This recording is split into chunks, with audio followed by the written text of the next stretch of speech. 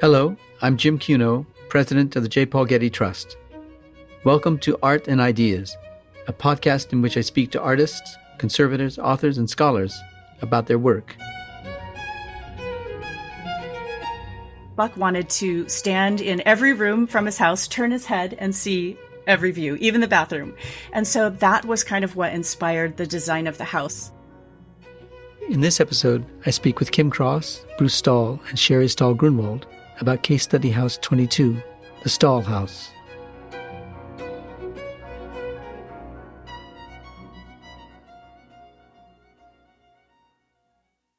The Stahl House, or Case Study House number 22, is a modernist-styled house designed by the architect Pierre Koenig in Hollywood Hills of Los Angeles.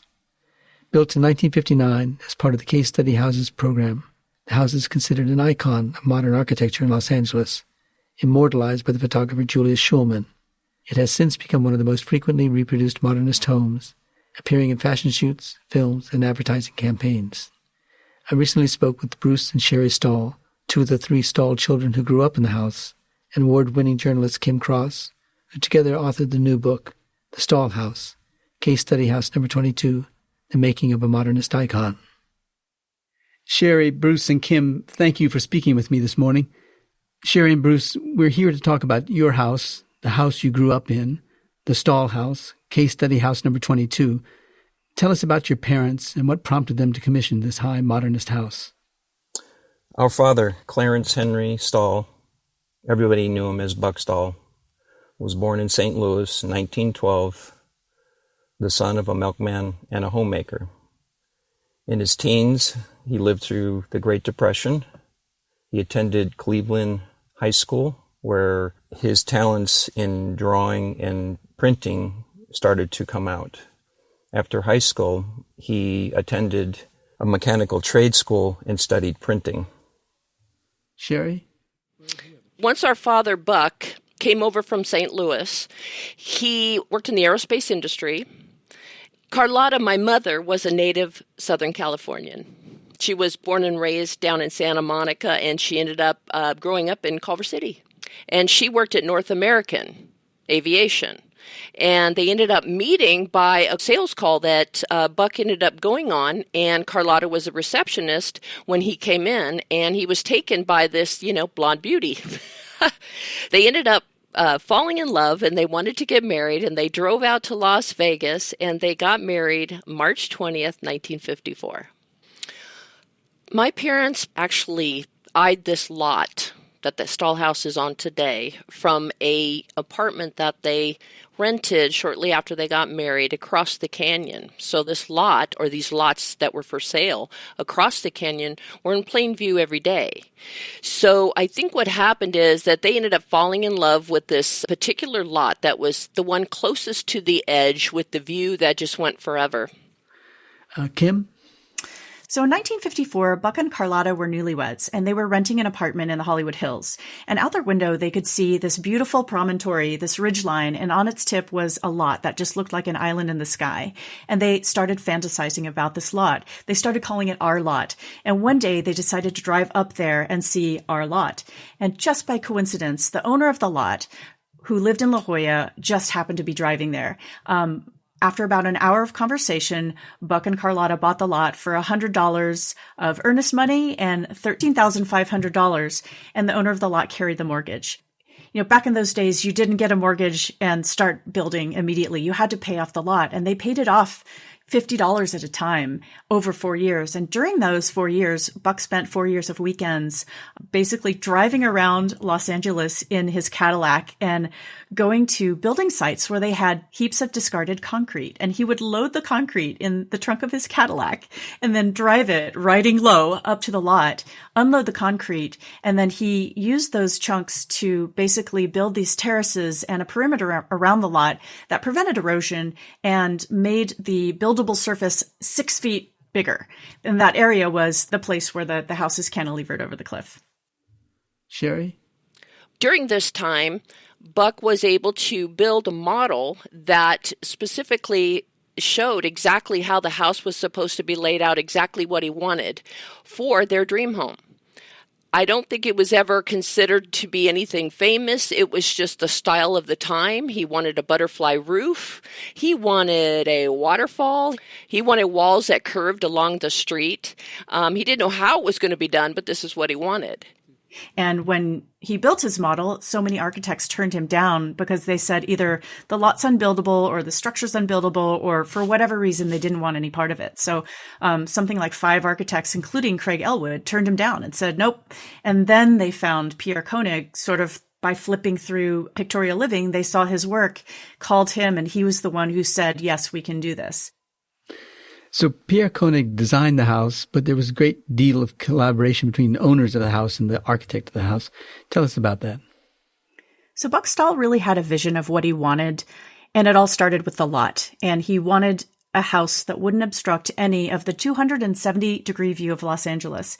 He started with sculpting a replica of the lot out of crushed beer cans and soda cans and clay, and then he fashioned something that he thought would fit on it. It was an L-shaped plan, except it had a butterfly roof that swept up and out like wings, and then it also had a curved wall that followed the curve in the road.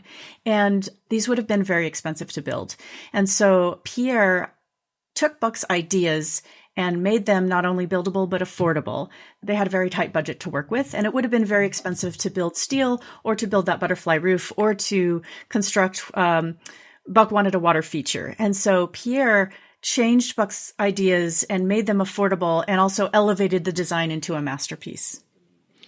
As Pierre used to say, they had champagne taste on a beer budget. And one of the exceptional things I think that's so stunning about what Pierre did was he only had something like 60 different components, stock parts, to design this house with. And that's part of what made it affordable. Imagine being given 60, types of Legos, and that's all you have. You can't cut them, you can't bend them, you can't do anything with them. And he used those pieces to create something really beautiful, but also affordable. And that's part of the magic of this house. The other thing that Buck wanted was he wanted stone somewhere, and Pierre designed it into the fireplace. But when it came down to building the house, the Stahls ran out of money. And so there was no stone on the original fireplace. They also couldn't afford the original terrazzo floor that was supposed to be throughout the house. So they ended up having to settle for concrete. They couldn't afford carpeting. Carpeting came later. But until the carpeting ended up getting put in, Bruce and I used to roller skate through the house. A lot of people were in shock when we told them that because it's an all glass house. But Mom and Dad used to let us roller skate up and down through the hallways. Well, not so much hallways, but the openness of the living room, and then we were able to skate right into our bedroom. It was kind of fun. I'm kind of glad the terrazzo didn't get in. Were they architects in Moncay in any kind of way? Did they see themselves as architects? My parents, Buck and Carlotta, were not architects at all. Buck had training in art and drafting and printing, and he had a talent for being very creative. He was very good at what he did as far as drawing. So he was able to see the house and exactly what he wanted and be able to put it in model form. How did he become aware of the Case Study House program? And Kim, tell us what the Case Study House program was. So the Case Study House program is one of the greatest experiments in American architecture. As World War II was drawing to a close, there was a magazine editor named John Intenza. He was the editor of Arts and Architecture magazine. And he realized that we were sending home 6.7 million Americans from living abroad, and they were not going to have any place to live. Because during the war, virtually all of the resources were diverted to the war effort, and almost no residential construction had taken place during the war. And so he didn't want to see a glut of really bad design happen to solve this housing crisis. So he had a great idea. He said, why don't we commission the nation's best young modernist architects to reimagine the American lifestyle and redesign the middle-class American home? And so he started tapping the modernist architects in America, and he would pair them up with a client, and they would design a house for the client. But the objective was to design prototypes that could be mass-produced nationwide, regardless of the site, bringing good design to the masses. And so this was the program that the Stahl family just happened to plug into with good fortune. Was it also more affordable? Yes. The goal was affordable, well-designed prototypes that could be mass-produced nationwide. So this is case study house number 22.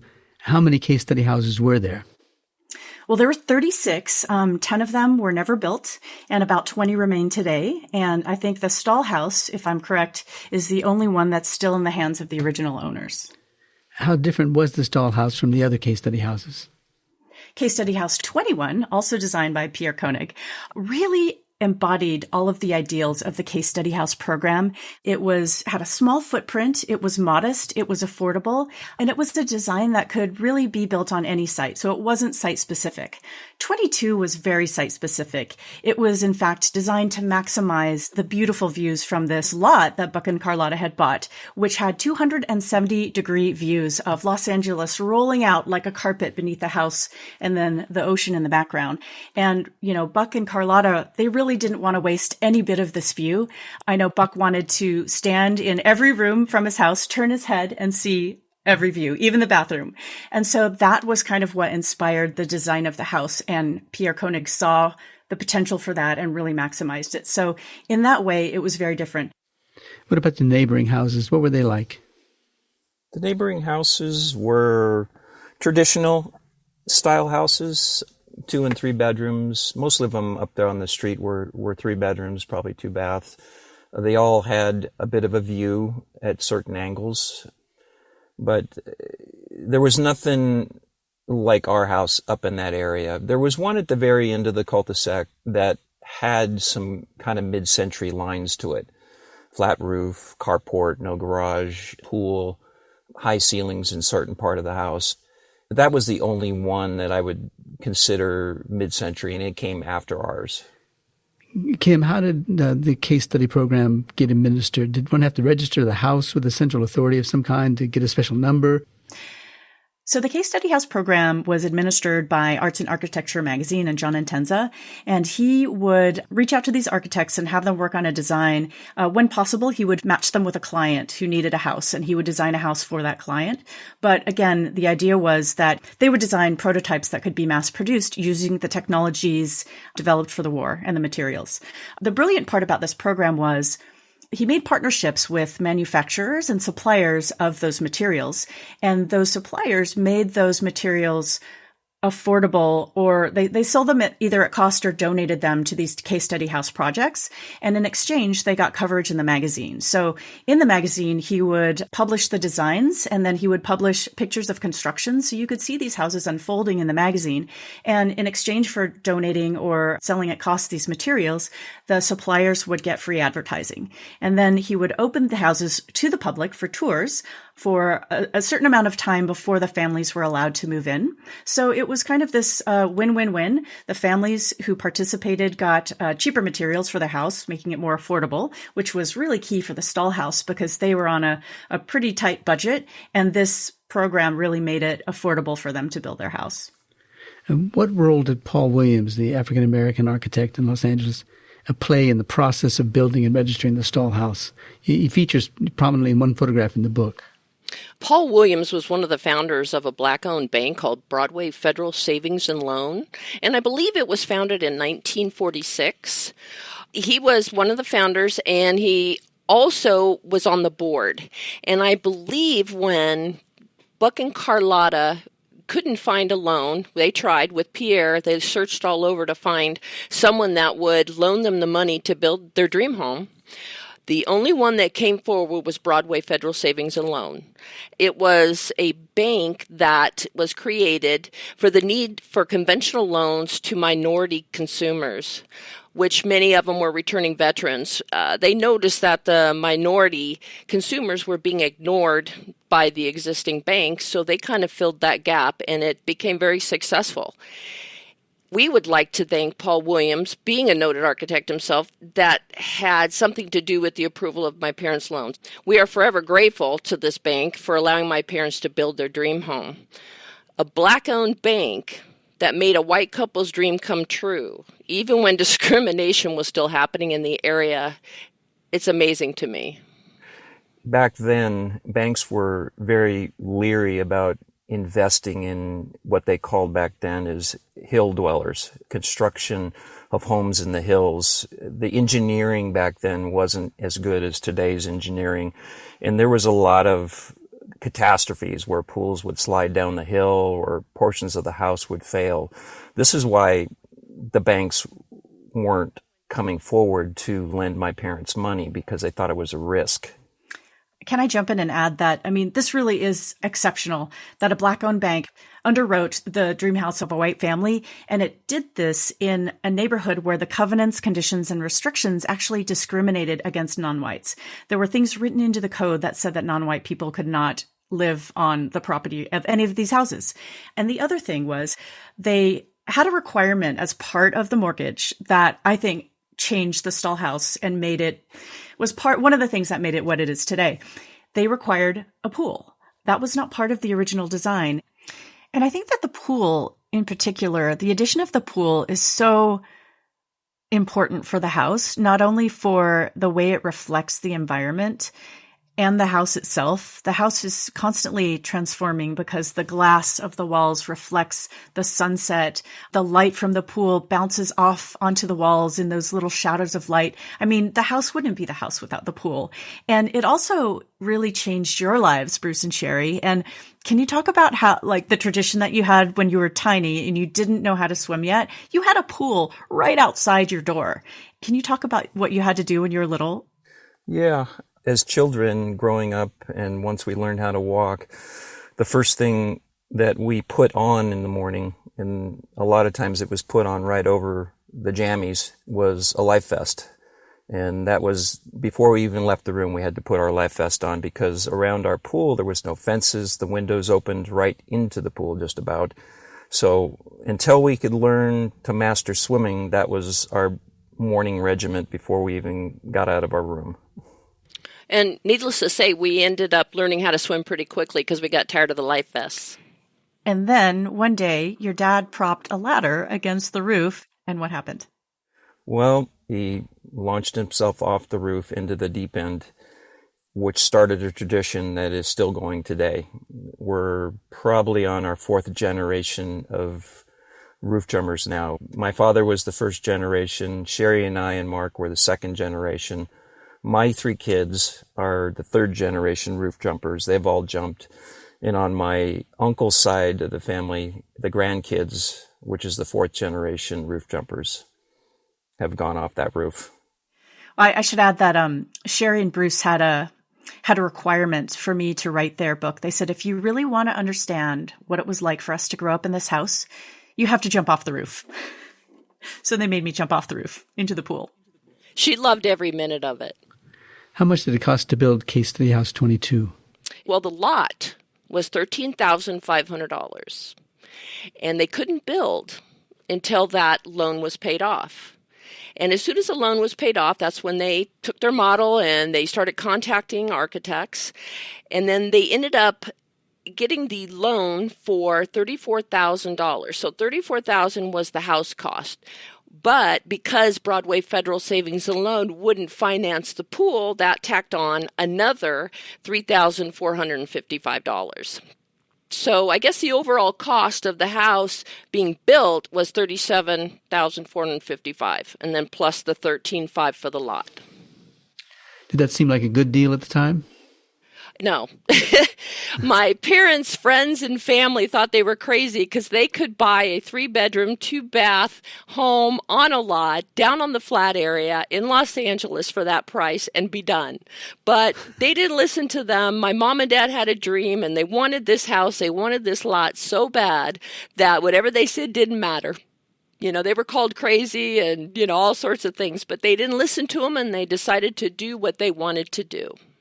I think the bottom line is that this is a story of a blue-collar family with a white-collar dream. Most people who think they know the Stahl House assume that someone rich and famous lives there, when in fact it was this ordinary middle-class family who had a dream and fought really hard to make it happen. Were case study houses a Southern California phenomenon, or could I go back to St. Louis and find one? Primarily, all the case studies were out here. Most of them in the LA area. There's Case Study 25, which is down in Long Beach, but they didn't venture too far. Back east, the climate wasn't suitable for these modern style homes. Case Study 22 would not survive in Chicago. It wouldn't make it through a winter. The house may, but the people inside would not. But Arts and Architecture magazine was Southern California based, I believe. And this is where a lot of these new progressive architects lived. Tell us about the photograph that Julius Shulman took of the house and describe it for us, and tell us about the importance of the photograph in the history of case study houses. What role did he play in promoting the idea of the case study house and creating the romantic myth of such a house? This photograph captures a corner of the house that's cantilevered over nighttime Los Angeles, which sort of stretches out, glittering below like a carpet. It's a glass box, essentially, with two women in white dresses sitting chatting in that cantilevered corner. And it just captures the spirit of an age in one image. And it really is something for an image to do that. He was instrumental in documenting a lot of the case study houses. And I think that image was part of the Stahl House's rise to what it is today. Mark Stahl, who's no longer with us, used to say that stars had to align for the Stahl House to be built, and also for it to rise to the level of a celebrity in its own right. And one of those stars was Julius Shulman. And I think there was an ongoing, I guess, friendly debate between Pierre and Julius about who made who famous. And Julius liked to brag that he made Pierre Koenig famous in the house. And Pierre Koenig would reply, well, Julius, architects had to build the houses before you photograph them. So I think it was kind of the constellation of like all of the things in one image. And that is one of the reasons the Stahl House is so famous. Julius Shulman picture, if you talk to him about that image, and if you call it a picture, he will probably tell you it wasn't a picture of a piece of architecture. He said he captured a picture of a mood that changed everything. And I think Julius looked at images in just a little bit different way than most photographers did. And regarding the back and forth with Koenig and Shulman, when that conversation always takes place, who made who famous, I always come back, well, if my father didn't have the idea, then you both wouldn't have it. But Buck used to always say, they can have the fame, I have the house. I was wondering if you could tell us when the photograph was taken. Before the house was completed, after the house was completed, before you moved into the house? So the photograph was taken before the Stahl family actually moved in. It was a photo shoot for Arts and Architecture magazine, which was, of course, going to publish the house in full in the magazine, like it did the other case study houses. Julius Shulman was ready to take the photo, and the house was not done. Pierre actually came to the house in the days before the scheduled shoot, found no one there, got very upset, found that just it wasn't ready, and they had a deadline because it had to get to press. And so he wrote a really terse letter to the builder and saying, I have all this pressure. Julius Shulman's ready to shoot it. John and Tenza's wondering when we can get the shots. Buck and Carlotta want to move in. When is this going to be done? So on the day of the shoot, it was still kind of in shambles. There was plaster dust everywhere. The landscaping was not done. The floors had not been finished. They had run out of money to put the terrazzo floors planned in. And so the floor was bare concrete. And Julius Shulman, who was famous for bringing houseplants and foliage from nearby bushes into his shots, sort of staged it so that it did look like there was landscaping. And he was setting up an indoor shot. And then he stepped outside to take in the view or look around, and that's when he saw the two girls sitting in the cantilevered corner. These girls had nothing to do with the house. They were the girlfriends of two architecture students who Pierre Koenig had asked to come up and help with the shoot. I think Julius liked to put people in his photos, and so he told Pierre, please, tell them to bring their girlfriends and tell them to wear nice clothes. They might be in a shot. And so he saw them just naturally sitting there and chatting. And he said, oh, we're redoing the shot. So he runs inside, takes all of his equipment, redoes the lighting, and says, okay, girls, I want you to just, sit there quietly. And he has this really famous, super complicated exposure in the age before digital photography where he had to expose first for the nighttime ambient light, so to get the city lights in the background. And so he had them sit quietly in the dark. And then he put flash bulbs into, I think, the bulb lights in the house. And he had a way to trigger it so that it would pop those bulbs and expose the girls inside the house after he had burned in the nighttime ambient light with something like an 8-minute exposure. And so it's a really tricky exposure to nail. And he was one-shot Shulman, and he did it perfectly. So that's another reason that photo is so impressive. Now, Sherry and Bruce, what was it like to grow up in this house? Well, it's fantastic. But as a kid growing up in it, our reference point was the house. So we didn't realize really what kind of house we were growing up in until Cherry and I got into high school, when the house became more and more famous and popular. I often tell people that ask what it was like, I go, you got to remember, when the house was completed, it wasn't famous yet. It was different. Today, the house is probably more famous than different. Now it's a standard for mid-century modern. But growing up there, our life revolved around the pool, running around the hills. But the pool was the main focus. That was our main entertainment. Like Bruce said, when we were kids, it was just home. It wasn't anything famous. It was home to us. And our friends loved coming up because it was different and we had a pool. So my mother ended up being the taxi, because there were no kids living up in the area at the time. So she would have to go bring them down, and every weekend she'd bring kids up to play with us. But we were always in the pool. If we weren't in the pool, we were hiking in the hills. We were hiking down below the house. Whatever dirt we can find, we loved playing with. And it's definitely shaped our lives when we got a little bit older and in high school. But they almost lost the house in 1979, I think, when there was a fire nearby. Tell us about the fire and about the consequences for your house. Sherry, you could probably take this better because you were there. Right. Let's see. I guess what it was, my mother, father, and my brother, Mark, were at home, and I invited 3 friends to come up, and we just kind of laid out and tanned and went swimming, and Dad would sit out with all of us, and he was chatting, and all of a sudden I see him look up to the sky, and I see this kind of scared look on his face, and all he said to me was fire. And we all jumped up and we ran out to the road, and we can just see the whole ridge behind us. All the homes are engulfed in flames, and it was taking out home after home after home, and it moved up so fast through the canyon that these people barely had time to get out of their house. It was a very scary time for everybody up there on our ridge as well as the ridge behind us. Another issue was there wasn't enough fire trucks to actually put out the fire. They were trying to get up these windy roads, which in cases were so narrow because of cars parked on one side.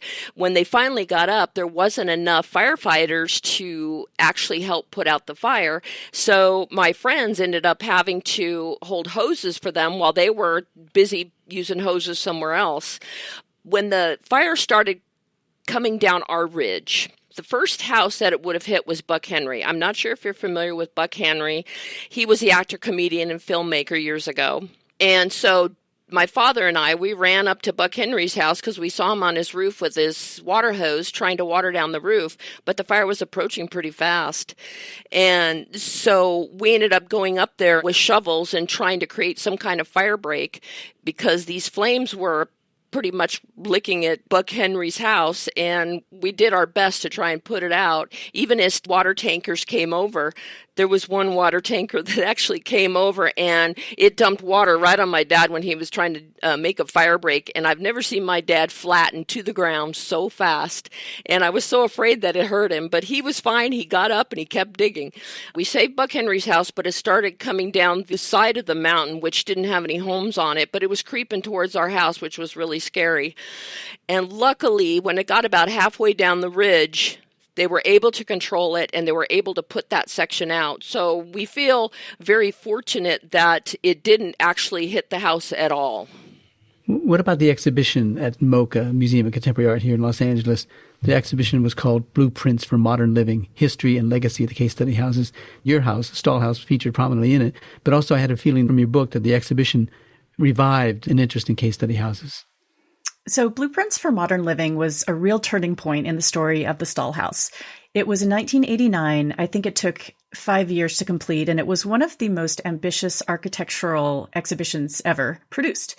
It really resurrected the story of the Case Study House program and celebrated it.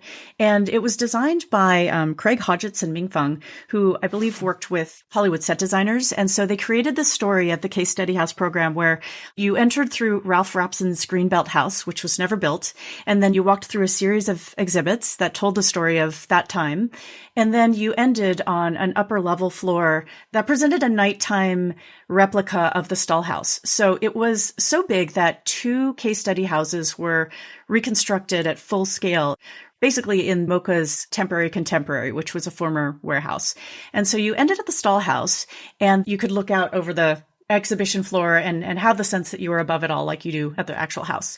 That exhibition marked the point at which the Stahl House started appearing in magazines and ads and films and TV shows. And I believe that because people were walking through it and seeing it, it really kind of put it on the map of Hollywood. And so it was, I believe, the only case study house to be built twice. And Bruce and Sherry and their family got to walk through their own house in a museum. Bruce, do you want to share what that was like for you? Yeah, sure. I mean, it was, I don't really like the term surreal, but it kind of was. And we were walking through our home. And there was a bunch of other people walking through it at the same time. And I pretty much couldn't help myself. I had to just talk to a stranger, and I just said, I grew up in this house. And she turned to me and she goes, "You did?" And it was a conversation that it just had to come out of me. I just was so excited about it. But one thing, and I'm sure Sherry felt it too, we were walking through it and we could tell it was slightly off. It wasn't exact. Because growing up in the house, we know every square inch, and if it's an inch off, we're going to see it. And the replica was slightly off, but only to our eyes, because no one else could feel it except for Sherry and I and our family. The other interesting thing about the exhibition is I think it marked a turning point for Pierre Koenig, who was very underappreciated before then. I believe he had not yet been promoted to full professor at the USC School of Architecture, and he finally got the recognition that he deserved. What happened to the house? I mean, I know it's still standing, but what's the structure that supports the house in a financial way? The house we have today, Sherry and I are still the owners / stewards of the house.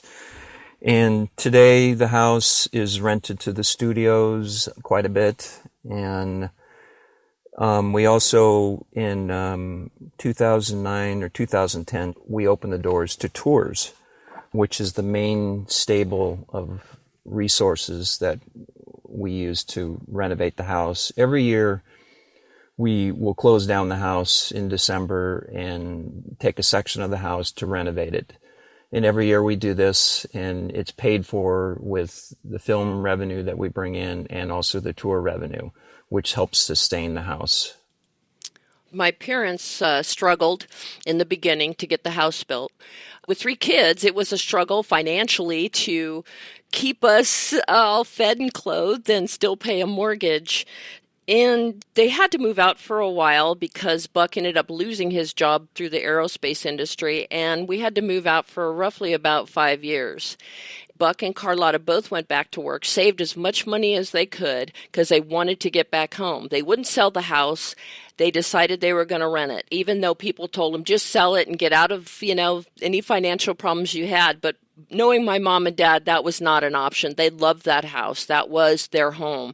And MoCA happened, and all of a sudden, we started getting more studio calls. Mom would get calls for movies. She would get calls for photography ads and TV shows and even videos. So the house started at that time. It started paying them back after all the struggles to get the house built. They had to move out. They finally had enough to get back. And now they were getting paid by the house, and it really helped with their finances. And as they got older, it helped with their retirement. So the house is really the film star in all this. It's not us at all. It's the house. And I think we've had about 13 movies shot at the house. We've had 3 music videos. These are the ones I know about. We had about 10 television shows. We had commercials that are probably about in the numbers of 20 or 30.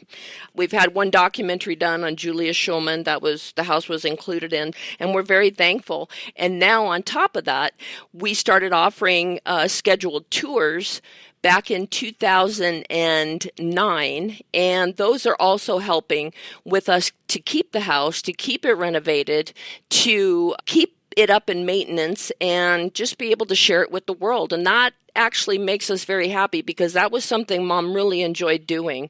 She loved opening it up to the studios, and she would love opening her front door to any students or guests that wanted to see the house. And now we're just opening it up on a more scheduled basis, and it's actually helping us with the renovations and the upkeep. And it's very much appreciated that we could do that and, again, share it with the world. I just want to jump in and say that, the tours really started with Carlotta and how she would open her doors to anyone who wanted to see her house. And I think after the MoCA exhibition and after it started appearing in films and ads and all over the place, I believe it's been published in something like 1,200 different publications. After that happened, people just started making pilgrimages to the house from all over the world. And she would get strangers knocking on her door, and often they'd run into the street, but she always let them in. She'd welcome them in and say, "Hey, want a Coke?" And what's so exceptional about this is she just never turned anyone away. Imagine that many strangers knocking on your door. And in the research for this book, I tried to find every recorded interview with Buck and Carlotta that I could. And in one interview, someone asked her, "So Carlotta, how many people come to your house in a given month?" And she said, in a typical month, no fewer than 1,000. And I just went, oh my goodness, can you imagine? Julius Shulman said that Carlotta was one of the best ambassadors for modernist architecture that there ever was, because she opened her house to people. And so I think it made sense for the kids to start doing formal tours, which helped with the upkeep of such an expensive house. But it's still just a continuation of Carlotta's spirit to let people in to enjoy this house. She loved showing it off. Oh, the other thing I wanted to add is I love the story of how whenever people would come, she would go and take all of the clutter off of the counters and shove it into the oven and the cabinets, so that people could enjoy the clean lines of the architecture without clutter. Tell me what it means that the house is listed on the National Register of Historic Places, which I gather it was in 2013. Both Bruce and I, and actually Mark was around when it actually made the list for the National Register of Historic Places, we were very excited. And we had this feeling that we made it. We finally got on this register after years of wanting to be, and also many years in the making by the LA Conservancy Group. It just felt like the house finally got this honor. The house is a star. It's now on the National Register. It was a very exciting time, because the National Historic Landmarks is just, it kind of puts a value to a piece of property or a structure, and it illustrates the history of Los Angeles, and it feels so good to be part of the history of Los Angeles and the United States, actually. Well, thank you, Sherry, Bruce, and Kim, for giving us so much time on the podcast again this morning. The house is without a doubt a classic and a durable part of Los Angeles architecture history. So we thank you very much. Thanks for having us. Thank you. Thank you for having us. Thank you very much.